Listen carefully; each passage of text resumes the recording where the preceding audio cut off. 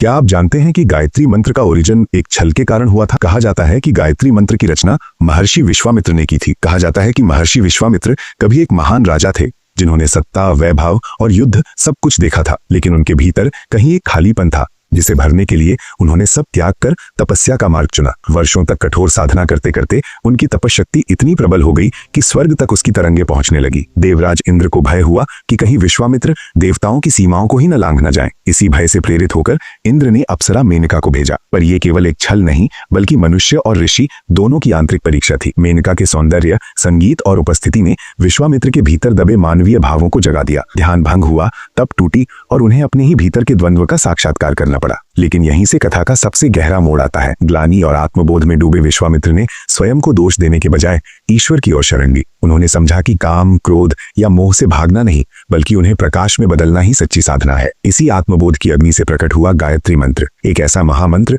जो केवल तपस्या का फल नहीं बल्कि पतन से उठकर प्रकाश तक पहुंचने की यात्रा का प्रतीक है। यही कारण है कि गायत्री मंत्र को चेतना को शुद्ध करने वाला, बुद्धि को प्रकाशित करने वाला और आत्मा को मार्ग दिखाने वाला मंत्र माना जाता है। और कमेंट बॉक्स में जय माता अवश्य लिखें और चैनल को सब्सक्राइब करें।